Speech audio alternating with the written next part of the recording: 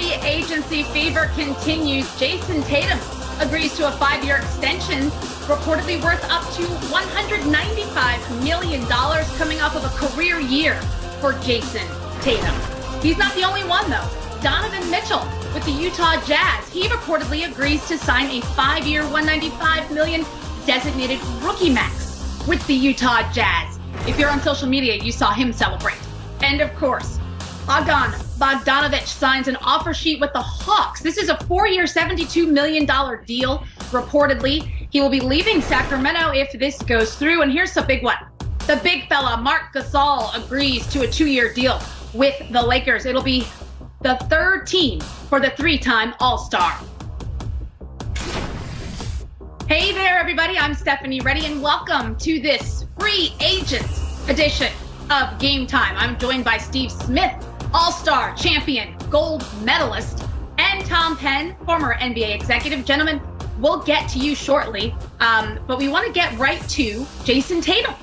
Jason Tatum has secured the bag, as the young fellas like to say. He had a terrific season, career highs, as I mentioned, with points and rebounds coming off of 23 points and 7 boards is what he's averaging. Everyone knew the ceiling was high for Jason Tatum. You can see the 5-year extension. Is it worth it? Is it not worth it? We'll hear from you guys, of course, as we see what's happening with the Boston Celtics. Are they back in the hunt? Reported free agent additions by the Boston Celtics. Tristan Thompson, 2 years, $19 million. And of course, Jeff Teague with a 1-year deal. It changes what these Boston Celtics look like as we welcome in the gentlemen.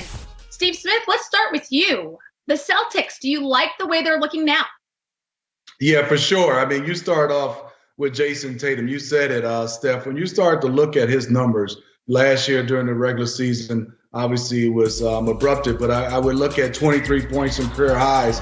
But for me, I always measure guys by playoff basketball. And I looked and watched him in a bubble, 25, 10, and 5, and he's 22 years old. So you're looking about a guy that's ready to play now, be the number 1 option, all-star, but then also still has a tremendous upside. I think Danny Ainge and those guys, they have a gem in Jason Tatum.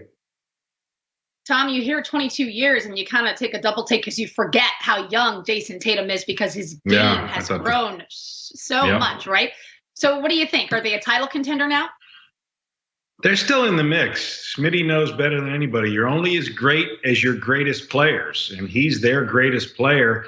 Jaylen Brown right there with him. They've committed full max money to both those guys. They're clear franchise pillars at the moment, and we see how they now evolve. And when the thing I like is how pressure packed each of them has been in the playoffs. They came up short in the bubble. We all know that, but they burst on the scene as a dynamic duo ahead of their time. Now they hit their prime. And what's interesting to me is Tristan Thompson added as a major role-playing, rebounding, dependable big man. You bring Teague as a veteran. And Smitty, I like who they added on draft day. The shooting of Nesmith, the best shooter in the draft. And then Peyton Pritchard, he's just going to come in there and he's a Danny Ainge type player. I can tell you that. He'll make some noise. So I like the Celtics overall. I love it. The Danny Ainge reference for all the young people out there. Check it out. Get some video and you'll know exactly what Tom is talking about. A Danny Ainge type player. All right, let's move on to Donovan Mitchell with the Utah Jazz. As we mentioned, he also reportedly is going to be signing a max deal. Donovan Mitchell had an explosive offensive output inside the bubble, especially for the playoffs. Also coming off of career highs for points, assists, and rebounds, Donovan Mitchell is. He had 50 or more points twice just in the playoffs, guys. Donovan Mitchell, the explosiveness of his game went to a whole nother level. And here's the proof. Performance when it counts. He came out to play in the playoffs. You take a look at that left-hand column. That's the regular season numbers for Spider Mitchell. Playoffs on the right, and you can see a leap. It's not just the points. It's every single statistical category across the board. Donovan Mitchell showed up and showed out. Steve Smith, what are your thoughts on this reported deal for Mitchell? You know, Tom Penn has been in this situation signing players. If I was the Utah Jazz, I would have signed him right after the bubble. I mean, there's no way. I mean, I know it might have been illegal, but I'd have had that contract slid under his door just like a hotel bill. Hey, Donovan, can you get this done right now? Because we all understand his play, but what I love about is he's just as fabulous as a young man and how he plays extremely hard. We've been looking at saying, what is Donovan Mitchell? As you want to nitpick, is he a 1? Is he a 2? He is a basketball player, and you saw that right column. I mean, those numbers, they don't look real to me, Steph, when you start talking about playing in playoff basketball, shooting 50-50, and you talk about 36 points. And he's still young. He is extremely one of those guys that can take and absorb contact, can lead a team, can play 40 minutes. I'm just looking for the Utah Jazz to get some help around him. It should be exciting. In that social media celebration, we saw him jumping in the pool. I don't blame him. I don't know what I would have done if I would have signed a deal that big. Tom Penn, your thoughts on Mitchell and what he brings to the table for this Utah Jazz franchise? He's a superstar. He's a superstar in Utah. Not only that production, but the way he does it. It's perfectly built for today's game. Spread that floor and let him go to work. He can blow by anybody. They can't put their hands on him. And an explosive finisher, a clutch performer, and the character Smitty mentioned, just exactly what you want in Utah to build around. So you got Gobert down in the middle, and then here comes some, reinforcements. Derek Favors coming back, and then playing a little defense, maintaining Jordan Clarkson. That was really their top priority, their top signing. So when you look right down that roster, what you see is a very similar team from the year prior. Add Favors' size, and then add another year of experience. They were right there in the mix. And the way the season got all jacked up with Rudy Gobert and his role in the shutdown, and it was very disruptive. It had to be very difficult. I think they're right there. They're in the Western Conference mix as is, and they've got great management. And, another new addition, a brand new owner in Ryan Smith, local, on the rise, diehard Jazz fan his whole life.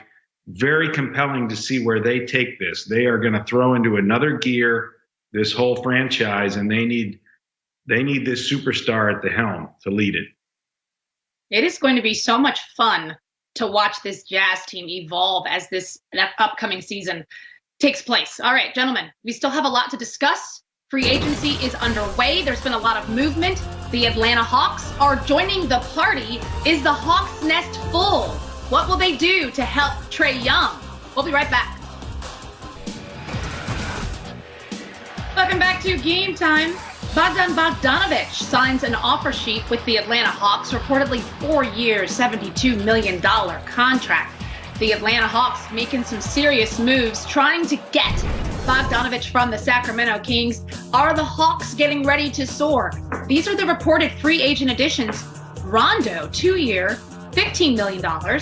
Chris Dunn and Gallinari for 3 years and $61.5 million. This is very interesting because they're spending some money, guys, and the Hawks trying to help their young all-star Trae Young find some success. Tom, what do you think about these additions? They're right on time. You look at the Hawks roster, 6 players in double figures last year, all 24 and under. Jabari Parker, the oldest of the group. Of course, it's all about Trae Young and how they complement around his brilliance. You bring in players like Rondo, Gallinari. If they can keep Bogdanović, it's a great addition. The whole slate of veteran talent that's added just helps this young core now get more than those 20 wins, right? Can they more than double those 20 wins? Can they get into the playoff hunt and make some noise? It's time to add veterans with that cap space. None of them are bad contracts. The real question is whether they're going to be able to keep Bogdanović, because I don't know why Sacramento wouldn't match that deal. That's a very interesting point. We have to always keep that in mind, that it is an offer sheet. It is not an actual deal. As you mentioned, Sacramento does have the opportunity to match that and retain Bogdanović. Steve Smith, what do you think? The Hawks, they're trying to make moves, power moves.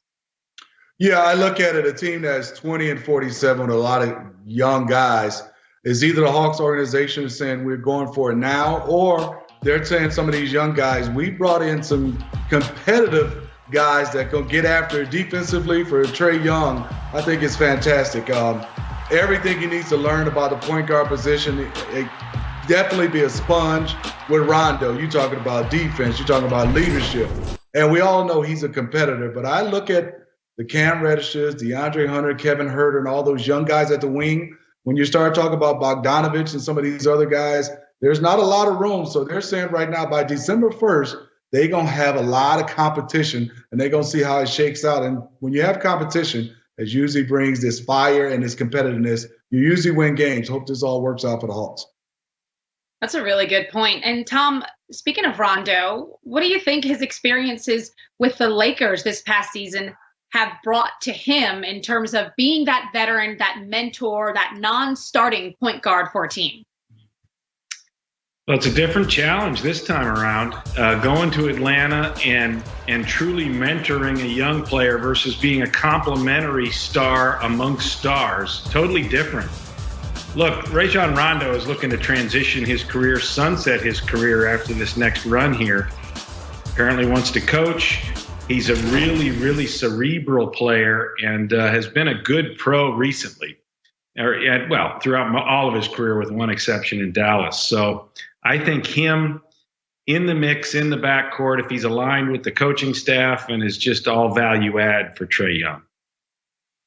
It's going to be interesting. I cannot wait to see what happens. As you guys know, the season is just around the corner. We have so much more to get into on this free agency fever edition of Game Time. Jamal Murray of the Denver Nuggets, the new gold standard, if you will. We saw the explosiveness of his offensive game in the bubble. We'll be back. The beat writer for the Denver Nuggets, working for the Denver Post. Mike, we appreciate your time. I know you've been exceptionally busy right here these last few days. Let's get right into it. Free agency has been on fire the last several days, but for the Denver Nuggets, they lost a key part of their puzzle in Jeremy Grant. Can you give us the latest on his situation? Yeah, there's no other way to say it. The Denver Nuggets were blindsided by what happened Friday night when Jeremy Grant decided to leave Denver for Detroit. 3-year, $60 million deal. What's crazy is that the Nuggets, I'm told, was offered the Nuggets offered Jeremy Grant the exact same contract, same amount of money, same amount of length, and yet Jeremy Grant opted to go to Detroit. This shook the Nuggets. They were not prepared for this. But to their credit, they moved quickly. Friday night, they reached a deal with JaMychal Green, free agent forward who spent the last 2 seasons with the Los Angeles Clippers. And actually, the Denver Nuggets ousted JaMychal Green in the postseason. And then a day later, they signed Paul Millsap for 1 year, $10 million. So they quickly moved to replace Jeremy Grant, even if it's not a seamless fit.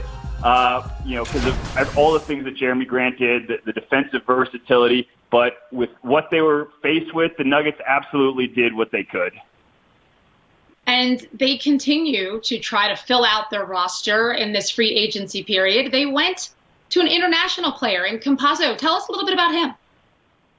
Yeah, this is a 29-year-old point guard who's played with Real Madrid since 2014, was actually teammates with Luka Doncic there. He's only 5'11", but he is one of the best passing point guards in Europe. And the Nuggets have been on him for a long time. And even though he's only 5'11", they view him as a guy who can play alongside Monte Morris or Jamal Murray, who can play in that backcourt because he's a sort of plays bigger than he actually is on defense, and he's just a wizard on offense. So I think that the Nuggets really enjoy thinking about pairing him with Nikola Jokic, obviously the best passing big man in the NBA, and seeing what kind of magic they can create. And this is classic Denver Nuggets. That they look overseas, they find value where there is, where there's value to be found, and they take advantage of it. So I think Nuggets fans are going to be thrilled to see what this guy can do. Sounds exciting. You mentioned some magic. We saw the Denver Nuggets. They sort of exploded inside the bubble for the fans who were not watching the Nuggets during the regular season. We saw Michael Porter Jr. really come and show up on the stage. What are your expectations for him this season? What's funny is that so much more is going to be asked of Michael Porter Jr. as a result of the Jeremy Grant decision. Michael Porter Jr. will, in all likelihood, be in the starting lineup. They are going to count on him to obviously knock down his threes, crash the glass. He's an elite rebounder. But really where the spotlight is going to be is on the defensive end for Michael Porter Jr. He grew leaps and bounds throughout the postseason, basically because he was being targeted on defense, and he knew he had to lock in on that end. So it's going to be fascinating to see kind of that push-pull and the trust that he can gain with Nuggets coach Michael Malone, who has essentially said, if you don't play defense, you're not going to be on the court. So the onus is on Michael Porter Jr. to get better in a hurry on that end, because we all know what he can do on the offensive end.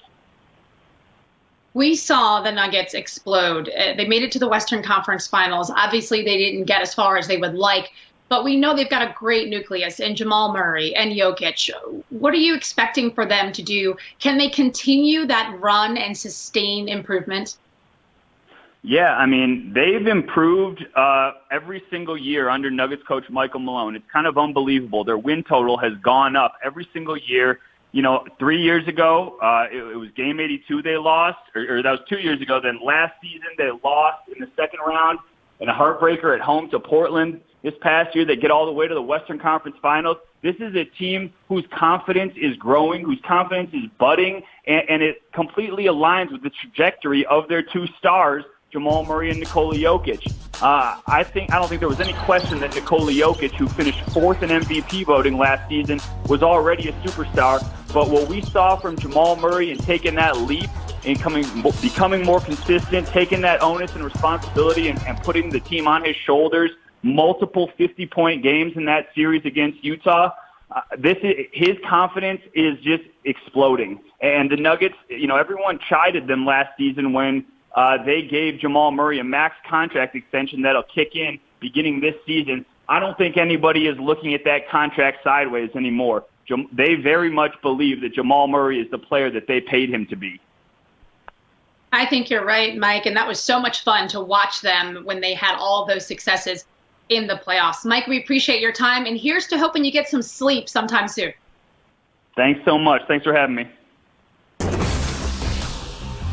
Don't forget to tune in to see Game Time Monday, 11 p.m. Eastern, right here on NBA TV for all free agency news and updates. Game Time, Monday night, 11 p.m. Eastern.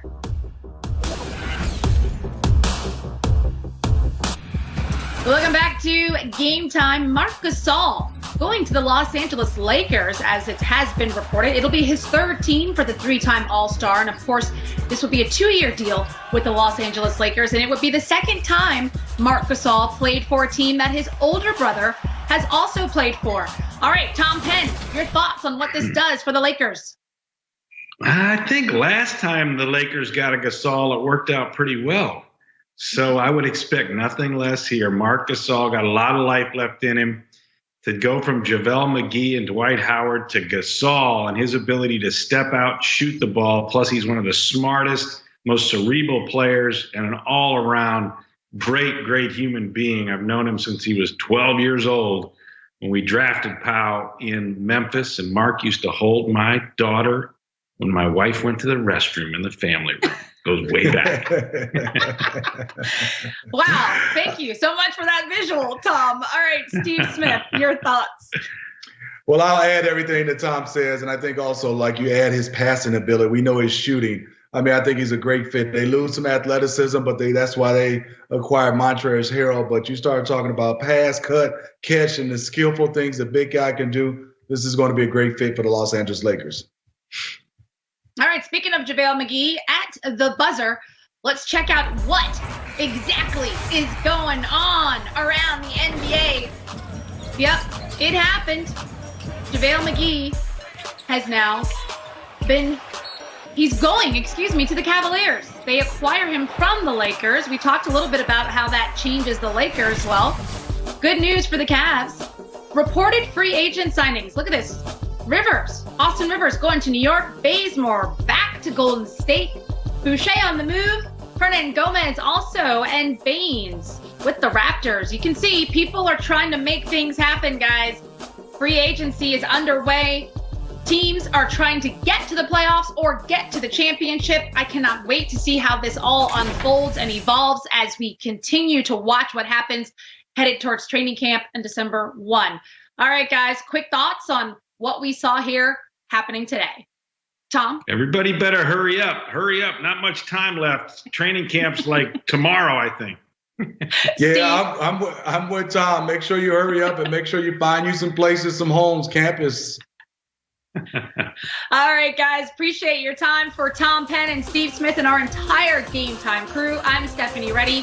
Thanks for joining us. We'll see you next time.